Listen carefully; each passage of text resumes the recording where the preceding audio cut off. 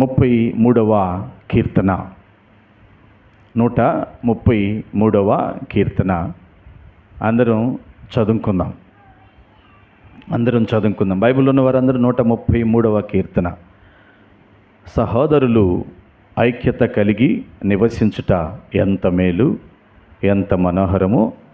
అది తల మీద పోయబడి అహరోను గడ్డము మీదుగా కారి అతని అంగీల అంచు వరకు దిగజారిన పరిమళ తైలము వలె నుండును.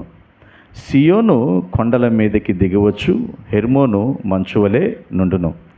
ఆశీర్వాదమును శాశ్వత జీవమును అచ్చట నుండవలెనని యెహోవా సెలవిచ్చి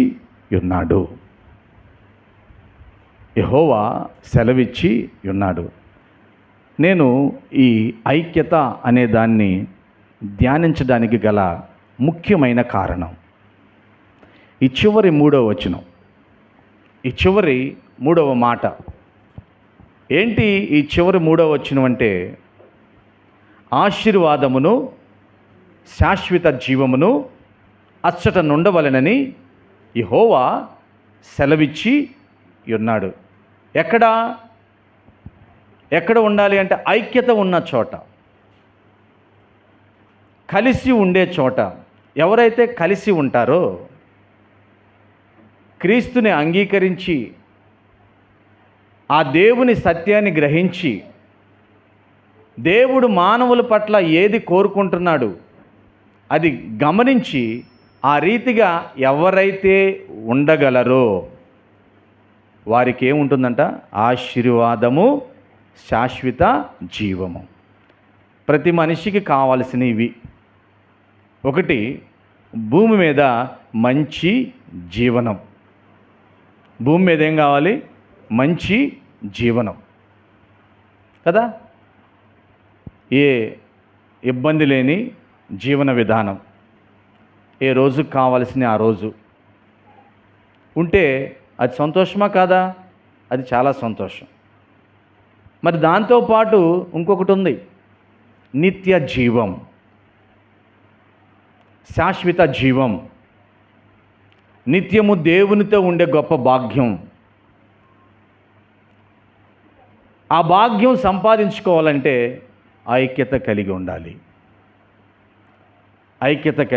ఈ ఐక్యతని ఈ కీర్తనకారుడు చక్కగా రాశాడు. సహోదరులు ఐక్యత కలిగి నివసించుట ఎంత మేలు, ఎంత మనోహరము. అది చాలా మేలుగా ఉంటుంది, అది చాలా మనోహరంగా ఉంటుంది.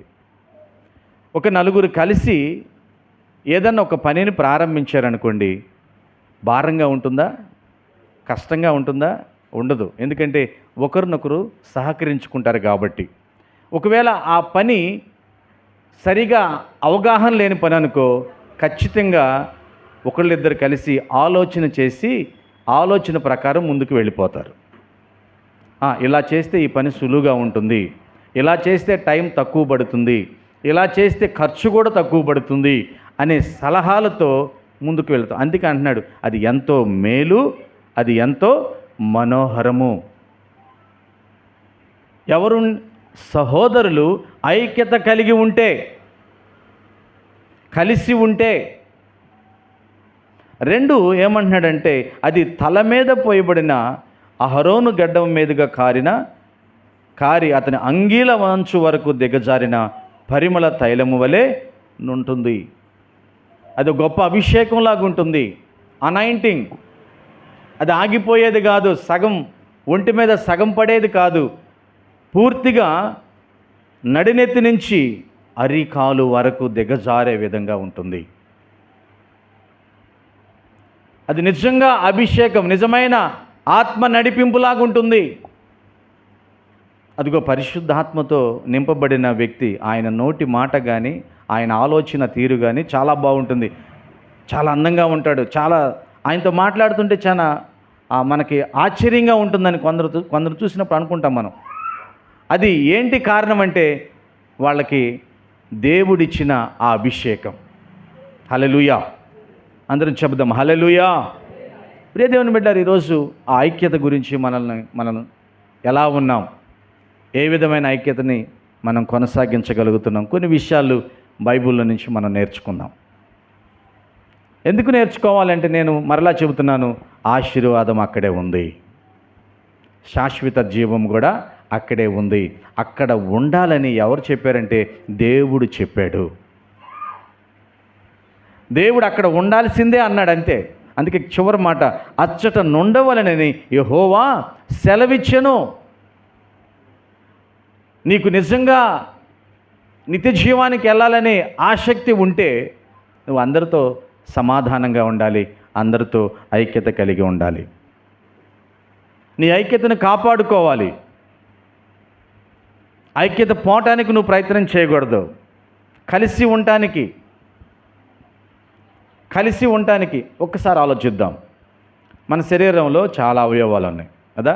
చేతులు, కాళ్ళు, ముక్కు, నోరు, కళ్ళు, వేళ్ళు.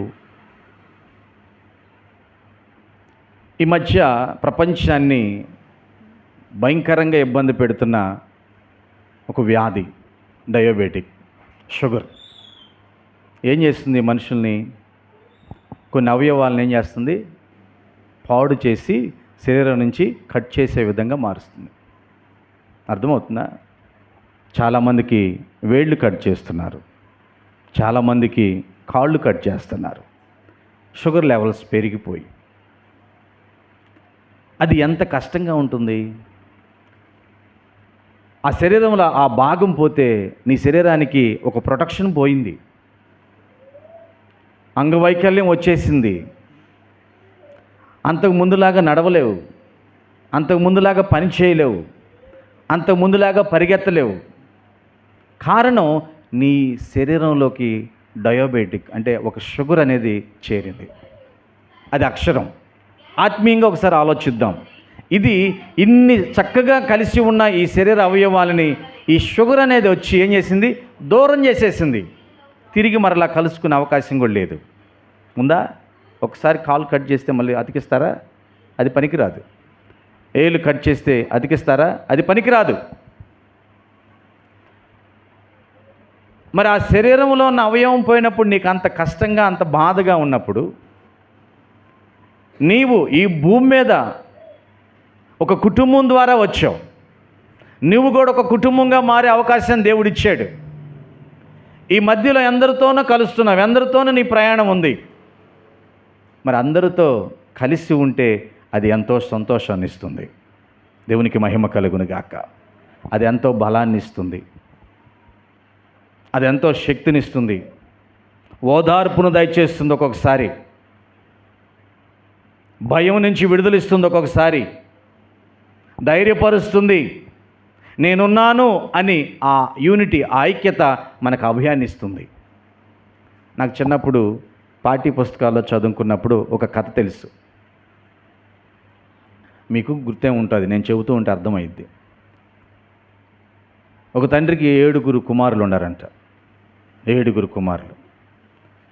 ఆయన వృద్ధాప్యంలోకి వచ్చాడు, చనిపోయే సమయం. నేను చనిపోతానని ఆయనకు అర్థమవుతుంది. ఇక నేను చచ్చిపోతానని చెప్పి 7 కొడుకులను దగ్గరికి పిలిచాడంట.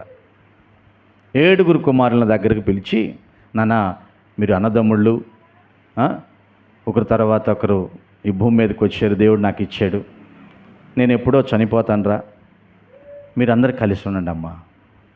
లే చిన్నడా అన్నయ్యలతో కలిసి ఉండు, పెద్దడా తమ్ముడులతో కలిసి ఉండు, ఒకరికొకరికి సహాయం చేసుకోండి, ఒకరినొకరు ఆదరించుకోండి అమ్మా. ఇప్పుడు దాకా నేనున్నాను కాబట్టి నేను చెప్పింది మీరు విన్నారు, చాలా మంచిది. ఇక నేను భూమి మీద లేకపోతే మీకు చెప్పేవాళ్ళు ఉండరు, మీరే పెద్దోళ్ళు, కలిసి ఉండండి అమ్మా అని అన్నాడు. ఒకళ్ళు వింటున్నారు, ఒకళ్ళు దాన్ని అర్థం చేసుకోవట్లా. వింటున్నారా? ఒకళ్ళు ఏం గమనిస్తున్నారు, కొందరేమో దాన్ని తీసుకోవట్లా. ఆయన అనుకున్నాడు, వీళ్ళకి ఇలా కాదు, అర్థమయ్యేటట్టు బోధిస్తే బాగుండని చెప్పి, అరే మీరు వెళ్ళి ఒక తలో ఒక 2-3 కర్రలు, సన్న పుల్లలు తీసుకురండి, నేను ఒక స్టోరీ చెబుతాను, మీకు ఒక కథ చెబుతాను అని అన్నాడు. అందరు వెళ్ళి అంతంతలా ఉన్న కర్రలు, అంతంత స్టిక్ లాంటివి తీసుకుని వచ్చారు. అప్పుడు 2 ముందుకు పిలిచాడు. 2 ముందుకు పిలిచి, ఒక్క కర్రను నువ్వు విరవగలవా అంటే ఒకడు టపక్కమని ఒక పుల్లని ఏం చేశాడు, విరిచేశాడు. అప్పుడు 2 పుల్లలు కలిపి మరొకరిని పిలిచి ఈ 2 పుల్లలు కలిపి ఇరు అని అన్నాడు. ఎందుకు ఇరవనని చెప్పి 2 పుల్లలు కలిసి ఇరిచేసాడు. ఇంకొకరిని పిలిచి ముగ్గురు దగ్గర 3 కర్రలు తీసుకుని ఈ 3 కర్రలు ఇరు అన్నాడు. అప్పుడు దాకా చేత్తో ఇరుస్తున్నవాడు ఈసారి ఏం చేశాడు, మోకాల దగ్గర పెట్టి లాగాడు. విరిగిని కానీ బలము ఏం చేయాల్సి వచ్చింది? అర్థమవుతుందా రాజేష, ప్రశాంత, మీ ఇద్దరికి అర్థమవుతుందా? మోకాల దగ్గర పెట్టి లాగాల్సి వచ్చింది. అంతేనా? కష్టమేనా? పొల్లలు తెప్పియాల్సింది మీ చేత, మీ ఇద్దరి చేత ఈరోజు ఆ పని చేయాల్సింది నేను. ఆ తర్వాత 4 ఇంకొకరిని పిలిచాడు. 7 కదా ఆయనకి, 7 కొడుకులు. 4వ వాడిని పిలిచి 4 పుల్లలు కలిపి ఇరు అని అన్నాడు. ఇప్పుడు చాలా కష్టంగా ఉంది. 5 విరువు, 6 విరువు కలిపి 7 విరువు కలిపి. లేదు డాడీ, కష్టం, విరవలేం కదా. 4 కలిసిన కాడి నుంచి నువ్వేం చేయలేకపోతున్నావు కదా. కానీ విరవచ్చు, చాలా కష్టపడాలి, మీ బలమంతా ఉపయోగించాలి. చివరికైతే విరవలేరు. నానా, ఇదే మీకు నేను చెప్పింది. మీరు కలిసి ఉంటే మిమ్మల్ని ఎవరు ఏం చేయలేరురా. ఏ శత్రువు మీ మీదకు దాడి చేయదు, ఏ కరువు మీ మీదకు దాడి చేయదు. మీరు ఒకరినొకరు సహకరించుకోండి. ఇదిగో నేను అనేది ఇక లేను, ఉండను. మీరు కలిసి ఉండండి. మీరు కలిసి ఉంటే ఇదిగో ఈ 7 పుల్లలు కలిసి ఉంటే ఎంత బలం ఉందో అంత బలంగా ఉంటారు. హల్లెలూయా. మీకు అర్థమైతే బాగుండు. అందుకే కీర్తనకారుడు ఈ మాట చెబుతాడు, ఐక్యత కలిగి ఉంటే అది ఎంతో మేలు, అది ఎంతో మనోహరం. మీకు తెలుసా, ఈరోజు దేశాల్లో కానీ, ప్రాంతాల్లో కానీ, కుటుంబాల్లో కానీ విభజించు పాలించు, విభజించు పాలించు చట్టం వచ్చేసింది. అందరికి వచ్చింది ఈ రోగం. ఇది రోగమే. విభజించు పాలించు. భార్య భర్తనేమంటుంది, నువ్వు మీ అమ్మ తరిపే, మీరు వేరు మేము వేరు. అంటే ఏమైంది? మా ఇంటి వాళ్ళు వేరు, మీ ఇంటి వాళ్ళు వేరు. విభజించు పాలించు. ప్రాంతం, మీ కులం వేరు, మా కులం వేరు. దేశం, మీ రాష్ట్రం వేరు, మా రాష్ట్రం వేరు. మీ భాష వేరు, మా భాష వేరు. విభజించు. కానీ ఒక్కసారి ఆలోచించండి, మనందరం ఎవరు? మనుషులం. దేవునికి మహిమ కలుగును గాక. అందరం చెబుదాం హల్లెలూయా. మనందరం మనుషులం. ఒక్కటి ఆలోచించుకోండి, మృగం మనిషిగా మారుతుందా? దుర్గాదేవి, మృగం మనిషిగా మారుతుందా? చెప్పండి, మారుతుందా మారదా? మనిషి మృగంగా మారతాడా? ఇప్పుడు చెప్పండి. ఖచ్చితంగా మారతాడు. ఒక మృగం మనిషిగా మారే అవకాశం లేదు, కానీ ఒక మనిషి మృగంగా మారే అవకాశం వచ్చింది. కారణం ఈ ప్రేమ లేని తత్వం. ఓర్చుకోకుండా ఒక వ్యక్తితో కలిసి జీవించలేని తత్వం. అందుకే కీర్తన అక్కడ బైబిల్ చక్కగా చెబుతుంది, ఐక్యత కలిగి ఉండుట అది ఎంతో మేలు. దానికి దేవుడు ఇంకా ఖచ్చితమైన మాట చెప్పాడు. అక్కడే ఆశీర్వాదం ఉంది, అక్కడే నిత్య జీవం ఉంది. అక్కడ ఉండాలని నేను ఆజ్ఞాపించాను. హల్లెలూయా. నేను సంతకం పెట్టేశాను గజిటెడ్ ఆఫీసర్గా. చెక్కు మీద 10 లక్షలని అంకేసినా కానీ ఆ చెక్కు హోల్డర్ కింద సిగ్నేచర్ పెడితేనే ఆ 10 లక్షలు నీకు వచ్చినట్టు. లేకపోతే ఇక్కడ సిగ్నేచర్ అయిపోయింది. దేవుడు అక్కడ ఉండాలి అని నేను చెబుతున్నాను అన్నాడు. దాన్ని తీసుకుని వినియోగించుకోవాల్సింది ఎవరు? మనం. దేవునికే మహిమ కలుగును గాక. కలిసి ఉండాలి ఉన్నంతసేపు. ఎదుటి వ్యక్తితో నవ్వుతూ ఉండటం కష్టమా? చెప్పండి. ఒకసారి ప్రయత్నం చేయండి. అందరం ఇక్కడే ఉన్నాం. పక్క వాళ్ళని చూసి హృదయపూర్వకమైన నవ్వండి. పర్లేదు, మనం ఇప్పుడే చేద్దాం.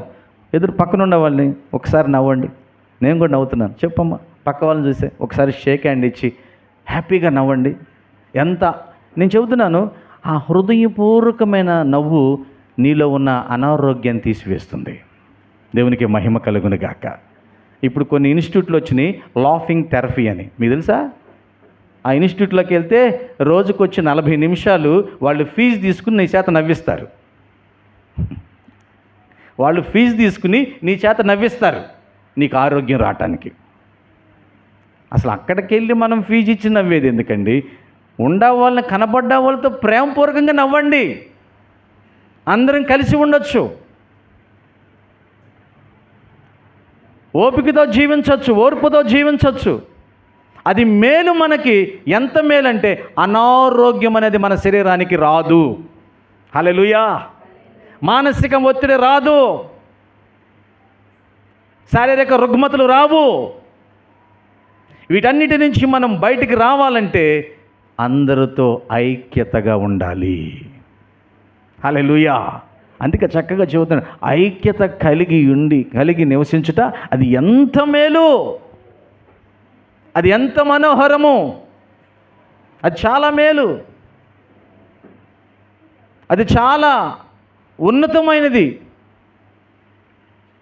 ఎవరితో దూరంగా జీవించడానికి ఇష్టపడబాకండి ప్రియ దేవుని బిడ్డలారా. ఎప్పటి వారమో తెలియదు మనం. హల్లెలూయా. ఈరోజు వయసుతో పని లేదు కదా, వయసుతో పని లేదు, రంగుతో పని లేదు, ప్రాంతంతో పని లేదు. నువ్వేదో విటమిన్స్ ఫుడ్ తిన్నా ఉపయోగం లేదు. ఎప్పుడనేది ఎవరికైనా తెలుసా? చెప్పండి. నేను ఇంకో 10 సంవత్సరాలు బ్రతుకుతానని నేను గట్టిగా చెప్పగలమా? దేవుడు కృప చూపిస్తే బ్రతుకుతానేమో, అంతవరకు అనగలం. కానీ ఆయన చిత్తం ఏముందో మనకు తెలియదు. మరి ఈ కొద్ది అల్పకాల జీవన విధానం కోసం ఎందుకు మనకి అందరితో అనవసరమైన చిరాకులు, పరాకులు, ఐక్యతను కోల్పోయి వారి గురించి మానసికంగా ఆలోచించి అనారోగ్యాలు తెచ్చుకుని? ఒకసారి ఆలోచించండి ప్రియ దేవుని బిడ్డలారా. మనం కలిసి ఉండాలని దేవుడు కోరుకుంటున్నాడు. ఆమేన్. కలిసి ఉండటానికి ఆ దూరస్తులుగా మనల్ని సమీపస్తులుగా మార్చాడు ఆయన. ఆమేన్. హల్లెలూయా. ఒక్కసారి మనందరికీ తెలిసిన ఆయన యేసేపు గారు, జోసెఫ్ గారి స్టోరీ తెలుసా? ఎంతమందికి తెలుసు ఇక్కడ జోసెఫ్ గారి స్టోరీ? ఎవరికైనా తెలుసా? కొద్దిగా. ఎవరో తెలియదా మిగిలిన వాళ్ళకి? బైబిల్లో యాకోబు గారి కుమారుడు. మీకు స్టార్ట్లో చెబుతాను. ఆయన 11వ కుమారుడు. ఆయన పుట్టినప్పుడు యాకోబు చాలా సంతోషించాడు, అల్లారుముద్దుగా పెంచాడు. అల్లారుముద్దుగా పెరుగుతున్న అతనికి దేవుడు దర్శనాలు ఇస్తున్నాడు, ఆ కలల భావాలు చెబుతున్నాడు. వాళ్ళకి అన్నదమ్ములు చేసే తప్పుడు పనులు తీసుకొచ్చి తండ్రి గారికి చెబుతున్నాడు. అన్నదమ్ములు కొద్ది కక్ష కట్టారు. అవకాశం వచ్చింది, ఐగుప్తులకి అమ్మేశారు. చంపదాం అనుకున్నారు. చంపితే ఆ రక్తదోషం మన మీదకి వచ్చిందిలే ఎందుకని చెప్పి అమ్మేశారు. అక్కడికి వెళ్ళాడు. 17 సంవత్సరాలు వయస్సు. 13 సంవత్సరాలు ఎంతో కష్టాలు, నష్టాలు, ఇరుకులు, ఇబ్బందులు కలిగి జీవిస్తూ దేవుని మటుకు విడిచిపెట్టలేదు. పాపాన్ని చూసి పారిపోయాడు. పాపం తనకి అంటుకోకుండా జీవించాడు. చివరికి దేవుని నమ్మిన బిడ్డల కొరకు ఒక ప్రత్యేకమైన ఒక గుర్తింపునిస్తాడని యేసేపుని చూస్తేనే మనం నేర్చుకోవచ్చు. యవనస్తులారా, మీరు ఈ విషయాన్ని అర్థం చేసుకోండి. యేసేపుకు వచ్చిన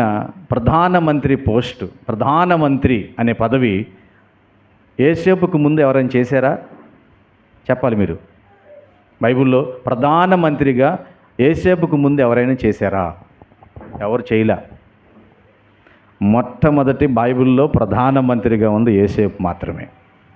అంటే దేవుడే ప్రధానమంత్రి అనే ఒక కుర్చీని ప్రారంభించాడు యేసేపుకి ఇవ్వటానికి. యేసేపు యొక్క భక్తి జీవితం, యేసేపు యొక్క కలిసి ఉండే జీవితం, అందరినీ కలుపుకుపోయే జీవితం, శత్రువునైనా ప్రేమించే జీవితం. ఎలా చెప్పగలమంటే, కరువు వచ్చింది, ఆ కరువుని కరెక్ట్గా సార్ట్అవుట్ చేయగలిగిన వ్యక్తి నువ్వే అని చెప్పి ప్రధానమంత్రిని చేశాడు. 2 సంవత్సరాలు కరువు, ఇంకా ముందు ఇంకా 5 సంవత్సరాలు ఉంది. అప్పుడు అన్నదమ్ములందరూ ఆహారం కోసం ఆయన దగ్గరికి వచ్చారు. యేసేపు గుర్తుపట్టాడు, కానీ యేసేపుని అన్నదమ్ములు గుర్తుపట్టల. కారణం ఏంటంటే యేసేపు యొక్క వేషధారణ విచిత్రంగా ఉంటుంది. ఆయన ఐగుప్తీయుడు. ఇప్పుడు ఐగుప్తుల యొక్క వేషధారణ వేరు, యూదుల యొక్క వేషధారణ వేరు, వాళ్ళ వస్త్రధారణ కూడా వేరు. వాళ్ళు వచ్చారు, వాళ్ళు ఇవ్వాల్సిన ఇచ్చారు, సరుకులు తీసుకెళ్తున్నారు. కావాలనే ఈయన మళ్ళా వాళ్ళ సంచుల్లో డబ్బులు పెట్టి వాళ్ళని పట్టుకునేటట్టుగా చేసి వాళ్ళని బంధించి బెన్యామీను కూడా తీసుకురమ్మంటే, యేసేపు తర్వాత మరొక తమ్ముడు ఉన్నాడు, ఆయన పేరు బెన్యామీను. అతనంటే ఇతనికి బాగా ఇష్టం. అతను వచ్చేటట్టు చేయాలని ప్రయత్నం చేసి, ఇదంతా మీకు కొంతమందికి తెలిసిన స్టోరీ ఇది. కానీ ఒకరోజు ఈ సంఘటన అంతా జరుగుతూ ఉన్నప్పుడు ఈ బెన్యామీని విషయంలో వాళ్ళకి బహు దుఃఖం వచ్చేసింది. బెన్యామీని నేను విడిచిపెట్టను, బెన్యామీని నేను జైల్లో వేస్తానని యేసేపు కఠినంగా మాట్లాడుతున్న సమయంలో వీళ్ళందరూ ఏడ్చారు, బాధపడ్డారు. మా తండ్రి చచ్చిపోతాడు, వృద్ధాప్యంలో ఉన్నాడని.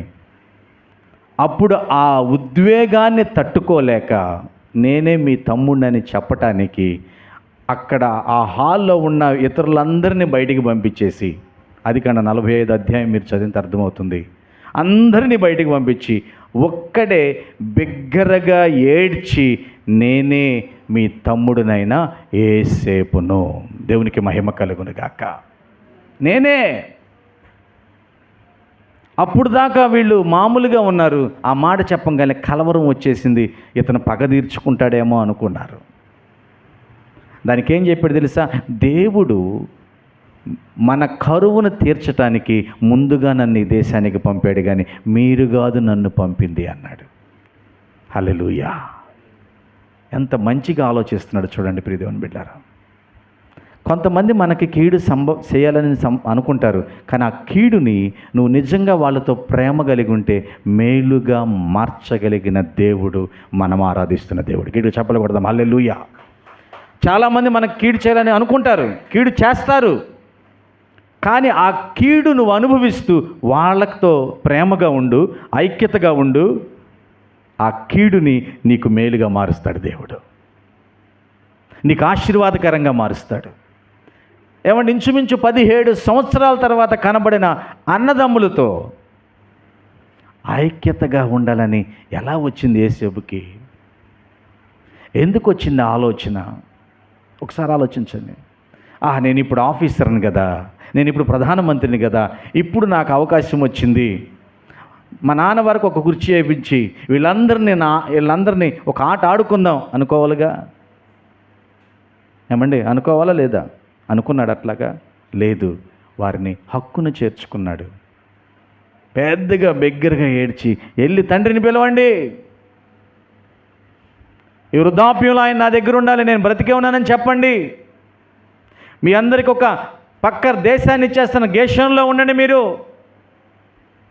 మనం తిని తృప్తి పొందటానికి దేవుడు మనకు అనుకూలత ఇచ్చాడు, మీరు వెళ్ళి తండ్రి ఇంటి వారిని అన్నిటినీ తీసుకుని రండి అని రథాలు ఇచ్చి పంపించాడు. ప్రియ దేవుని బిడ్డలారా, ఒక్కసారి మీరు ఆలోచిస్తే ఆ ఐక్యత వారి జీవితంలో ఆశీర్వాదాన్ని తీసుకొచ్చింది. హల్లెలూయా! ఎలాంటి ఆశీర్వాదం? 70 మంది ఐగుప్తు దేశానికి వెళ్ళారు, 20 లక్షల మంది బయటకు వచ్చారు. ఆశీర్వాదమా కాదా? 70 మంది కరువులో వెళ్ళారు, 20 లక్షల మంది వెండి బంగారము పశువులు ఆస్తితో బయటకు వచ్చారు. హల్లెలూయా! ఆశీర్వాదం ఎందుకు వచ్చింది? ఐక్యత, కలిసి ఉండాలనే మనస్తత్వం, యేసేపులో ఉన్న ఆ ఐక్యత ఉండాలనే ఒక మంచి భావం. యేసేపు తర్వాత తరాలన్నీ దీవించబడ్డాయి. వాగ్దాన భూమి కానానులోకి వెళ్ళారు. ఈరోజు మనం ఆ వాగ్దాన భూమిని పరలోక రాజ్యంగా చూడవచ్చు. దేవునికి మహిమ కలుగును గాక. ఒక చిన్న స్టోరీతో మనం అది అర్థం చేసుకోవడానికి ప్రయత్నం చేద్దాం. ఏసేపు తన తమ్ముళ్ళు అన్నయ్యలతో ఐక్యతగా ఉండాలనే ఆలోచన, కలుపుకుపోయిన ఆలోచన ఏమైందంటే ఆశీర్వాదమును శాశ్వత జీవమును వాళ్ళకి ఖచ్చితంగా ఇచ్చింది. దేవునికి మహిమ కలుగును గాక. సదాకాలం ఉండే భాగ్యాన్ని ఇచ్చింది. పాపాల ఊబిలో పడియున్న నన్ను నీ ప్రేమతో నన్ను, అందరం కలిసి, పాపాల ఊబిలో పడియున్న నన్ను నీ ప్రేమతో నన్ను లేని నాకు నా తోడుగా నాండగా నీవు నిలిచావయ్యా. ఏ తోడు లేని నాకు నాండగా నీవు నిలిచావయ్యా. యేసయ్యా యేసయ్యా యేసయ్యా యేసయ్యా. ఏ తోడు లేదు అనుకున్న యేసేపు జీవితానికి ఇప్పుడు ఎవరు వచ్చారు? వంశం అంతా వచ్చేసింది. ఆ మనసు రావాలి ప్రియదేవుని, ఆ కలిసి ఉండాలనే తత్వం వస్తే నీ పట్ల దేవునికున్న ఉద్దేశాలు ఖచ్చితంగా నెరవేరుతాయి. ఆమేన్, హల్లెలూయా.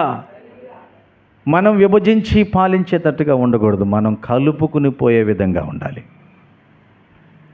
యేసుక్రీస్తు వారు చెప్తున్న మాట ఒకసారి చూడండి. బైబిల్లో ఉన్నవారు ఫిలిప్పీయులకు రాసిన పత్రిక 2వ అధ్యాయం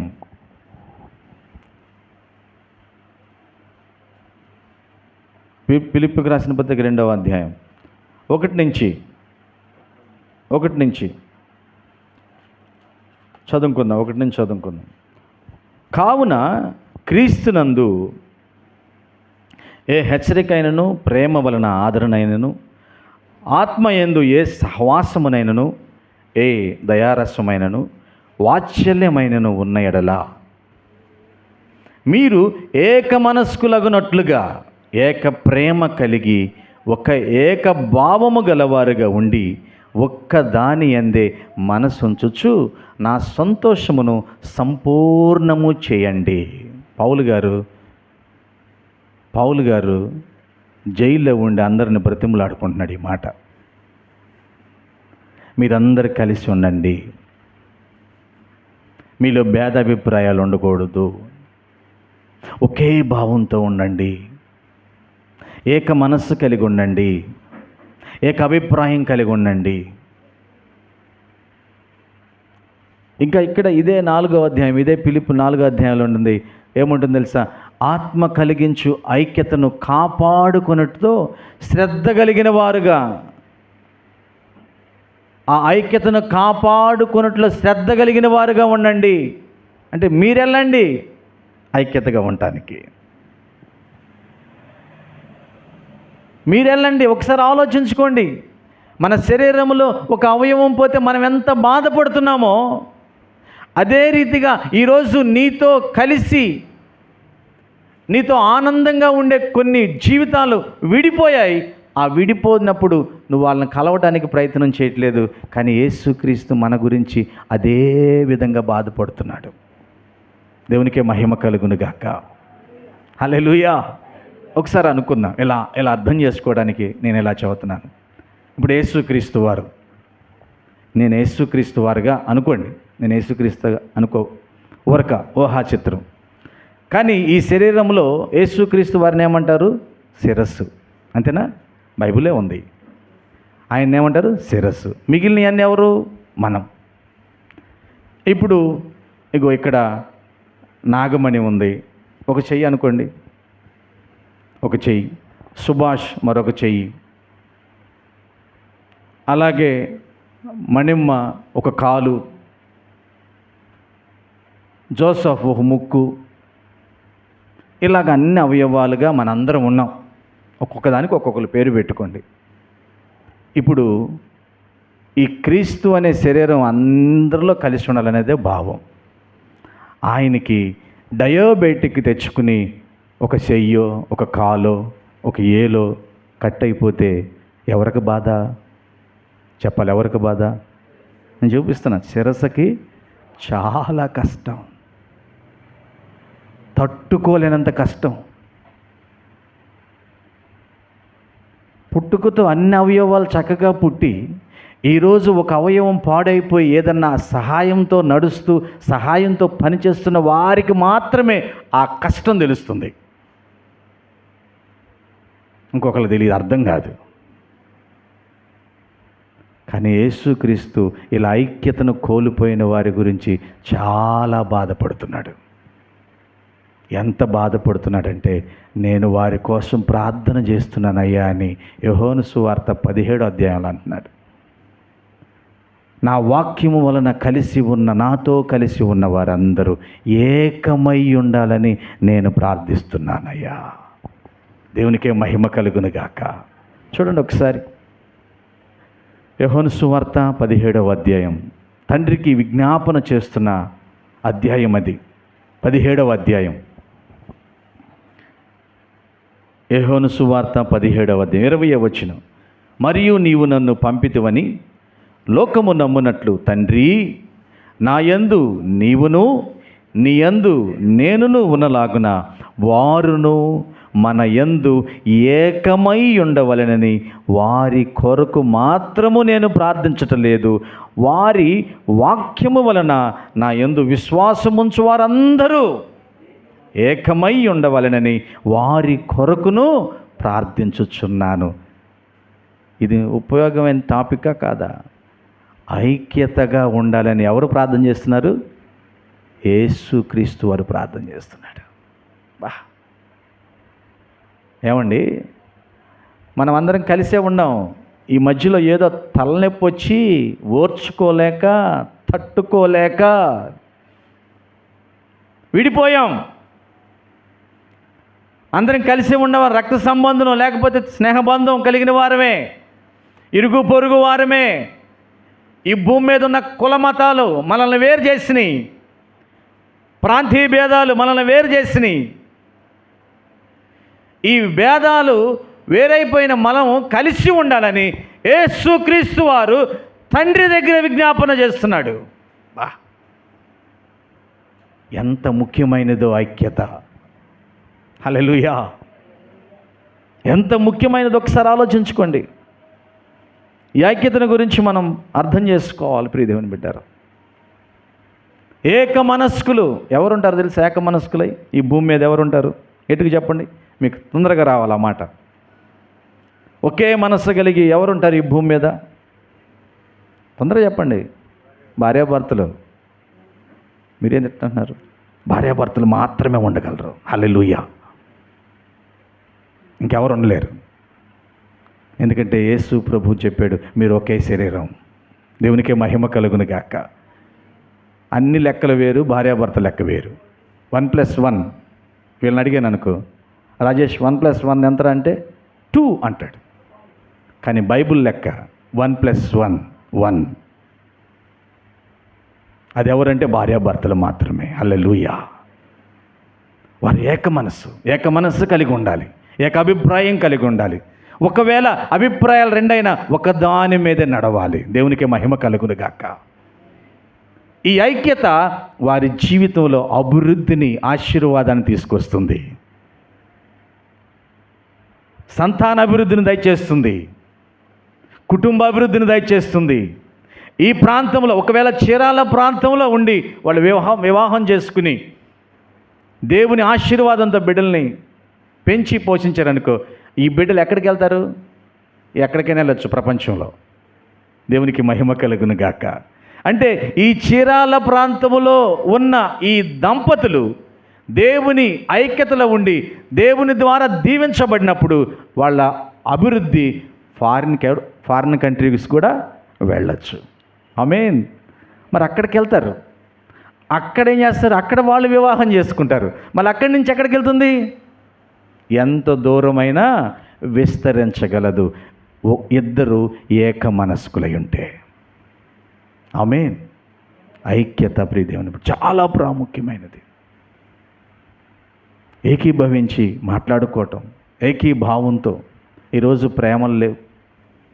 అన్నదమ్ముల ఐక్యత పూర్తిగా చెడిపోయింది. అక్కచెల్లెల ఐక్యతే లేదు. పెద్దవాళ్ళు అయిపోయిన తర్వాత వృద్ధాప్యంలోకి వచ్చిన చాలామందికి, ఇక్కడ చాలామంది పెద్దవాళ్ళు ఉన్నారు, వాళ్ళ అన్నదమ్ములతో వాళ్ళ అక్క చెల్లెలతో సరిగా మాట్లాడుకునే పరిస్థితే లేదు. తెలుసా? ఉందా? గుర్తు చేసుకోవటమే. నేను అందుకే మొదటగా చెప్పాను మీకు ఒక మాట, ప్రపంచంలో ఈ 365 రోజుల్ని ఒక్కొక్క రోజుగా చెప్పింది ఎందుకంటే ఈ రోజైనా కలిసి ఉంటారని. దేవునికే మహిమ కలుగును గాక. ఈ రోజన్నా ఒక రోజు కొద్దిగా అలా కలిసి ఫోన్ చేసి, అన్నయ్య బాగున్నావా, అక్క బాగున్నావా, అరే మనం చిన్నప్పుడు ఎలా ఆడుకునేవాళ్ళం రా అని కలిసి మాట్లాడుకుంటారని, ఆ ప్రేమను నెమరు వేసుకుంటారని. దేవునికే మహిమ కలుగును గాక. ప్రియ దేవుని బిడ్డరా, ఐక్యత కలిగి నివసించుట అది ఎంతో మేలు, అది ఎంతో మనోహరము. ఏక మనస్సు, ఏకభావం. ప్రభువునందు ఖైదీగా ఉన్న పౌలు మనందరినీ బ్రతిమలాడుతున్నాడు. యేసు క్రీస్తు యొక్క కృప పట్టి కలిసి ఉండండి. కలిసి ఉండటానికి ఏమేం కావాలి? డబ్బులు కావాలా? ఏం కావాలి? ఓర్చుకుంటే చాలు. హల్లెలూయా. ఏం కావాలి? ఫస్ట్ ఓర్పు కావాలి. ఓర్పు కంటే ఇంకా ముందు ఉండాల్సింది ఏంటంటే ప్రేమ తర్వాత ఏం కావాలి? ఓర్పు. ఈ రెండు ఉంటే మన ఐక్యతని పాడు చేయగలిగిన వాడు ఈ భూమి మీద ఎవడు లేడు.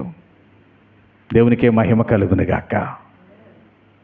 మీ అందరికీ తెలుసు, ఒక ఐక్యత దేవునిని కూడా ధిక్కరించేసింది. ఐక్యత అంటే దేవునికే ఒక రకమైన గుబులు పుట్టించింది. ఈ మాట నేను వాడుతున్నాను. దేవునికే అమ్మో వీళ్ళు ఐక్యతగా ఉంటే ఏ పనైనా చేయగలరు అని దేవునికి అనిపించింది. తెలుసా మీకు? బాబేలు, ఆదికాండం 11వ అధ్యాయం, బాబేలు అనే గోపురం కడటానికి కొందరు మనుషులు ఎడారిలో కలిసి బాబేలు గోపురాన్ని కడదాం అనుకున్నారంట. కడితే మంచిదే, దేవునికి స్తోత్రం. ఈఫిల్ టవర్ ఉంది, మంచిది. చార్మినార్ ఉంది, మంచిది. తాజ్మహల్ ఉంది, మంచిది. ప్రపంచంలో కొన్ని వింతగా, కొన్ని ప్రత్యేకమైన ఉండే, మంచిది.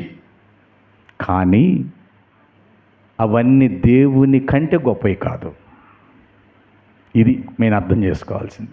వీళ్ళు ఈ బాబేలు గోపురం కడుతూ ఏమన్నారంటే, మన పేరు గొప్ప చేసుకుందాము రండి. ఏం చేసుకోవాలంట? గొప్ప. అంటే ఎవరికంటే? దేవుడి కంటే గొప్ప. అదిగో బాబేలు కడతా ఉన్నారు. దేవుడి కంటే గొప్ప.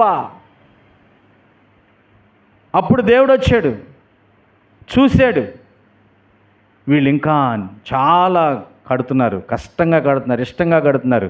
వాళ్ళ ఉద్దేశం ఏంటంటే దేవుడి కంటే మా పేరు చెప్పాలి, గొప్పదైపోవాలి. ఏం చేశాడు? నేను ఐక్యత గురించి మీకు విషయాలు అర్థమవుతుంది చెబుతున్నాను. అంటే ఐక్యత ఎవరిని కూడా భయపెట్టేసింది. ఒక రకంగా చెప్పాలంటే దేవుడిని భయపెట్టేసింది. మనిషి ఐక్యత అంత విలువైనది. దేవునికి వ్యతిరేకంగా కాదు నువ్వు ఐక్యతగా ఉండాల్సింది, దేవునికి మహిమకరంగా ఐక్యతగా ఉండాలి. ఆమేన్. దేవుడు పునాది లేకుండా ఎవడు ఇల్లు కట్టలేడు. అప్పుడు దిగొచ్చి అన్నాడు, అబ్బో వీళ్ళు ఈ పనిని ఖచ్చితంగా ముగిస్తారు, మరి ముగించకుండా చేయాలంటే ఏం చేయాలి? ఏదో ఒకటి చేయాలి. తారుమారు. అప్పుడు అందరు తెలుగు మాట్లాడుకునే వాళ్ళేమో అనుకుందాం, ఈ కట్టే వాళ్ళందరూ ఏం చేస్తున్నారు? తెలుగు మాట్లాడుకుంటున్నారు. రాయిరా, సిమెంటీరా, నిచ్చినెక్కు అంటున్నారు పనిచేసేవాళ్ళు. కొలతలు కొలిసేవాళ్ళు కొలతలు చెబుతున్నారు. ఒక్కసారిగా ఏం చేశాడంటే దేవుడు తారుమారు చేశారు. ఇక్కడ ఒక 24 భాషలు ఇచ్చేశాడు. ఎన్ని భాషలు? 24 భాషలు. దుర్గాదేవి వచ్చి తెలుగులో అడగట్లా, ఆమె ఏదో ఇంగ్లీష్లో అంటుంది, నాకేమో రాదు. ఆ మిటికి రాయమని ఇంగ్లీష్లో అడుగుతుంది, నేనేమి ఇస్తున్నాను? సిమెంట్ ఇస్తున్నా. ఏమైద్ది పని? చెప్పండి, ఏమైద్ది? తారుమారు అయిపోయింది, పని ఆగిపోయింది, గొడవ అయిపోయింది. చెదిరిపోయారు. బాబేలు అంతే, బూజు పట్టిపోయాను, అయిపోయింది. తిరిగి మళ్ళా ఇదే ఐక్యతను దేవుడు ఒకసారి ఇచ్చాడు. అదే పెంతెకోస్తు దినము రోజు. గట్టిగా చప్పట్లు కొడదాం, హల్లెలూయా. అపోస్తుల కార్యము 2వ అధ్యాయం, పెంతెకోస్తు దినము రోజు అందరికీ ఐక్యత ఇచ్చాడు. తారుమారైన వారందరినీ పరిశుద్ధాత్మతో నింపాడు. దేవుని ఆత్మతో అభిషేకించబడిన వారు ఇదిగో రోమా నుంచి వచ్చారు. వాళ్ళకి యూదుల యొక్క భాష రాదు, గ్రీకు రాదు. రోమా వాళ్ళు గ్రీకులో మాట్లాడుతున్నారు. దేవునికి మహిమ కలుగును గాక. గ్రీకులు వచ్చి యూదులు వేరే భాషలో మాట్లాడుతున్నారు. అక్కడున్న వేరే వాళ్ళు అంటే మనకు అర్థం అవ్వాలంటే అందరూ ఒక భారతదేశంలో ఉన్నవారందరూ ఒకసారి కూర్చుని ఆరాధన చేస్తున్నారు. పరిశుద్ధాత్మ నింపబడింది. నేను తెలుగులో ఆరాధన చేయాలి, నేను తెలుగులో ఆరాధన చేయట్లా, హిందీలో ఆరాధన చేస్తున్నా. అర్థమవుతుందా? తమిళనాడు వాళ్ళు ఉన్నారు, వాళ్ళ తమిళ్లో ఆరాధన చేయాలి, వాళ్ళు తెలుగులో ఆరాధన చేస్తున్నారు. కలకత్తా వాళ్ళు ఉన్నారు అక్కడ, అదే 120 మందిలో కలకత్తా వాళ్ళు మరాఠీలో ఆరాధన చేయాలి, వాళ్ళు హిందీలో లేకపోతే మలయాళంలో ఆరాధన చేస్తున్నారు. దేవునికి మహిమ కలుగును గాక. అంటే నాకు తెలియని భాషలో నేను దేవుణ్ణి ఆరాధన చేస్తున్నాను. ఆత్మ అందరికీ ఐక్యతనిచ్చేసింది. అంటే భేదం లేదు, అందరు కలిసి వచ్చేటట్టు చేసింది. ఇవన్నీ మాట్లాడుతుంది ఒకళ్ళైతే, కొందరు లేచి అంటున్నారు వీటన్నిటికి అర్థాలు చెబుతున్నారు. ఒకే భావం, ఒకే అర్థం. వింటున్నారా ప్రియదేవుని బిడ్డలారా? ఐక్యత. అందుకే ఇక్కడ ఫిలిప్పీయులు రాసిన పత్రికలో చక్కగా రాసింది. 2వ అధ్యాయం మనం చదువుకుంటున్నాం ఇప్పుడు. 3వ వచనం, కక్ష చేతనైనను వృధాతిశయము చేతనైనను ఏమీ చేయక వినయమైన మనస్సు గలవారై ఒకరినొకరు తనకంటే యోగ్యుడని ఎంచుచు మీలో ప్రతివాడు తన సొంత కార్యములు మాత్రమే కాక ఇతరుల కార్యములు కూడా చూడండి. ఇతరుల కార్యాలు కూడా చూడండి. మీకు తెలుసు కదా, మార్కు సువార్త 2వ అధ్యాయంలో ఒక ఆయన పక్షవాయుతో మంచం మీద ఉంటాడు. 3 సువార్తల్లో ఉంది, మార్క్, లూకా, మత్తయి. ఆయన గురించి చూడొద్దు, పర్లేదు. కొందరు వెళ్ళి, మార్క్ అయితే 4 వెళ్ళి అని చెప్పి రాశాడు. ఆ పక్షవాయుతో ఉన్న వారిని యేసుక్రీస్తు ఉన్న ఇంటికి తీసుకొచ్చారు. యేసుక్రీస్తు వారు ఒక ఇంట్లో వాక్యాన్ని బోధిస్తున్నాడు. జనాలు ఎక్కువ మంది ఉన్నారు. యేసుక్రీస్తు వారి దగ్గరికి ఈ మనిషిని మంచంతో పాటు తీసుకెళ్ళటం వీలు పడలా. ఒకసారి ఆలోచించండి. ఈ 4 ఒక మాట అనుకోకపోతే ఆ వ్యక్తి ఎక్కడి దాకా వచ్చేవాడా? కుదరదు, వచ్చాడు. మరి ఇక్కడ వదిలేసారా? వదల్లా. ఇప్పుడు ఏం చేయాలి? యేసు దగ్గరకు తీసుకెళ్ళాలి. ఇప్పుడు కుదరని పని. ఆ ఇంటి ఆయన ఎవరో పిలిచారు. ఇంటి ఆయన్ని పర్మిషన్ అడిగారు. అయ్యా, మీ పైన రేకులు తీసుకుంటాం, తర్వాత మళ్ళా అలాగనే చేస్తాం, కొద్దిగా పర్మిషన్ ఇవ్వండి. ఇచ్చారు. తాళ్ళు పెట్టి మొత్తానికి మంచాన్ని పైకి లాగారు. ఒకసారి ఆలోచించండి. ఈ 4 ఇదిగో రాజేషు, తిమోతి, ఇర్మియా, ఇంకెవరున్నారు? మన అభిషేక్, జోసఫ్ను పెడదాం. ఈ 4 కలిసి 4 పక్కల తాళ్ళు కట్టుకుని లాగాలనుకున్నారు. మధ్యలో రాజేష్, తిమోతి అంటున్నాడు, వాళ్ళు పెద్దగా ఉన్నారుగా, మనం కొద్దిసేపు ఆగుదాంలే అని ఆ 2 తాళ్ళు లాగకుండా ఉన్నారనుకో, మంచం ఎట్టుండిద్ది? వాటంగా వచ్చిద్దా? అప్పుడేమవుతాడు? పక్షవాయువు ఆయన. అది అర్థమవుతుందా? అంటే ఈ 4 మైండ్ ఎలా ఉండాలి? నాది మీ పైకి లేపు, చేయి పైకి, కొద్దిగా పడతాడు. రాజేష్ కొద్దిగా లాగురా అన్న లాగుతున్నానన్న అంటే కలిసి పని చేస్తేనే ఆ వ్యక్తి చక్కగా పైకి తీసుకెళ్ళగలరు, చక్కగా దించేటప్పుడు కూడా. అర్థమవుతుందా ఇర్మియా? దించేటప్పుడు మీ ఇద్దరు గబాలను దించారనుకో, బలంగా ఉన్నామని. వాళ్ళిద్దరు దించకపోతే ఏసై మీద వచ్చి ఆ పక్షవాయువు గల ఆయన పైన పడతాడు, మంచం ఆడే ఉంటుంది. అర్థమవుతుందా మీకు? ఆ ఐక్యత యేసు ప్రభు ఏమన్నా తెలుసా? వాళ్ళ వైపు చూసి, ఎవరి వైపు చూసి? పక్షవాయువు ఉన్న ఆయన వైపు చూసి కాదు, ఆ తీసుకొచ్చిన వారి వైపు చూసి, మీ విశ్వాసము ఇతనిని స్వస్థపరిచింది. హల్లెలూయా. మీ ఐక్యత ఇతను రక్షణ దయచేసింది. మీ ఐక్యత ఇతని భయంకరమైన మంచపు జీవితాన్ని స్వతంత్రుడిగా మార్చింది. ఏమండి, మనకు తెలియట్లా మనం విడిపోయామని, అమ్మయ్యా ఈ దరిద్ర కుటుంబంతో మనకు తలనొప్పి తగ్గింది, ఈడితో ఇంతకాలం పడి ఈమెతో పడి వేదన పడ్డాం, ఈ దెబ్బతో వీళ్ళతో విడిపోయాం అని అనుకుంటున్నారు. కానీ వాళ్ళతో కలిసి ఉంటే మరొకరికి మీరు ప్రయోజనకరంగా మారతారండి. హల్లెలూయా. ఇంకొక కుటుంబాన్ని రక్షిస్తారండి. యేసయ్య అనుకున్న ప్రణాళిక నీ ద్వారా, ఆ విడిపోయిన కుటుంబం ద్వారా దేవుడు నెరవేరుస్తాడండి. ఆమేన్. భార్యాభర్తలారు చాలామంది విడిపోయాము, ఆ దుర్మార్గుడితో నాకెందుకు, ఆ దుష్టురాలతో నాకెందుకు అని అనుకుంటున్నారు. మీ ఇద్దరు కలిసి ఉంటే దేవుడు మీ ద్వారా మంచి పని చేయాలనుకున్నాడండి. హల్లెలూయా. ఒకసారి జకరియా ఎలిజబెత్ ఆలోచించుకుంటే, ఎంతకాలమైనా కలిసి ఉంటామా అమ్మనిద్దరం, ముసలోళ్ళం అయిపోతాం, పిల్లలు లేరు, విడిపోదాం పో అని అనుకున్నారనుకో, యోహోను లాంటి భక్తుడు వచ్చేవాడా? హల్లెలూయా. వచ్చేవాడా? లేదే. కలిసి ఉండాలండి. ఆమేన్. కలిసి ఉండాలి. స్నేహితులతో కలిసి ఉండాలి, అన్నదమ్ములతో కలిసి ఉండాలి, భార్యాభర్తలు కలిసి ఉండాలి, కుటుంబాలు కలిసి ఉండాలి. ఆమేన్. హల్లెలూయా.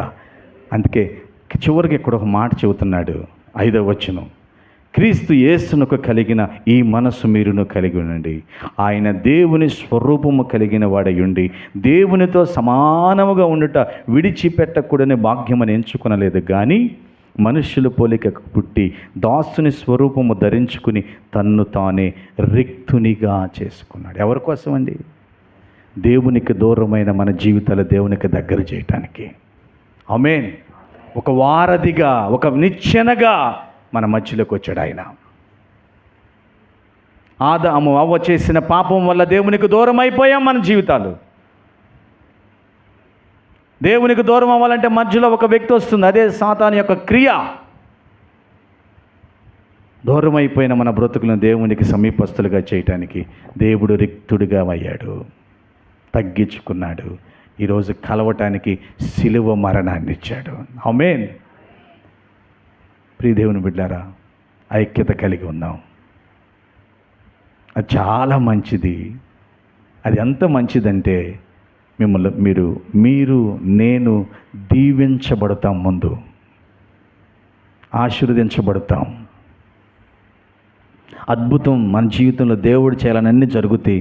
అంతటికంటే ముఖ్యం శాశ్వత జీవం, నిత్య జీవానికి వారసులుగా ఉంటాం. ఇటు కృప దేవుడు మనందరికీ దయచేయాలని ప్రేమతో తెలియజేస్తూ ఈ కొద్ది మాటలు ముగిస్తున్నాను. దేవుడు మనందరిని దీవించునుగాక.